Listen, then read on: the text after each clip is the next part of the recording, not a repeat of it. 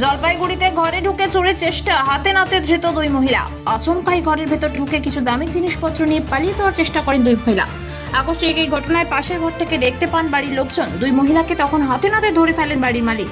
বুধবার সকালে চাঞ্চল্য করে এই ঘটনাটি ঘটেছে জলপাইগুড়ি শহরের মাসকালাই বাড়ি এলাকায়। খবর পেয়ে দুই মহিলাকে আটক করে নিয়ে যায় জলপাইগুড়ি কোতোয়ালি থানার পুলিশ। জানা গিয়েছে তারা দুজনেই নিউ জলপাইগুড়ি এলাকার বাসিন্দা।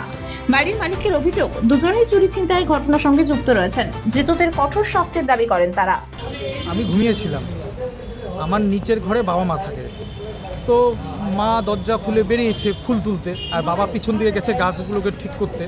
তো ওই টাইমে দুইজন মহিলা এসছে, তখন বাজে তাও মোটামুটি 7টা বাজে। তখন দুজন মহিলা এসেছিলো, দুজন মহিলা বাইরে দাঁড়িয়েছিল।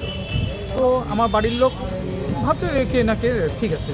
তারপর ওরা দুজন দাঁড়িয়ে আছে, দাঁড়িয়ে পরে একজন ভিতরে ঢুকছে, এটা কেউ দেখেনি, আর একজন গেটের বাইরে।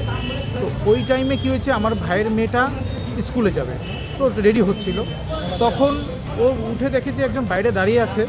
তো ভাবছে কি বৃষ্টির জন্য দাঁড়িয়ে আছে, তো ওনাকে ডাকি ভিতরে দাঁড়াক, বৃষ্টি পড়ছে।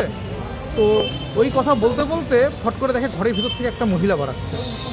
আর ঘরের মধ্যে যখন মহিলা বেরোচ্ছে তখন ওনাকে জিজ্ঞেস করে কী ব্যাপার। উনি তো ভয় পেয়ে যায়, হকচকায় যায় যে কী ব্যাপার হলো। তখন দেখা যাচ্ছে আমি ঘরের মধ্যে দেখি যে তখন ওরা ঘরের মধ্যে দেখে যে উলট পালট করা আছে, মানে খুঁজছিল কিছু।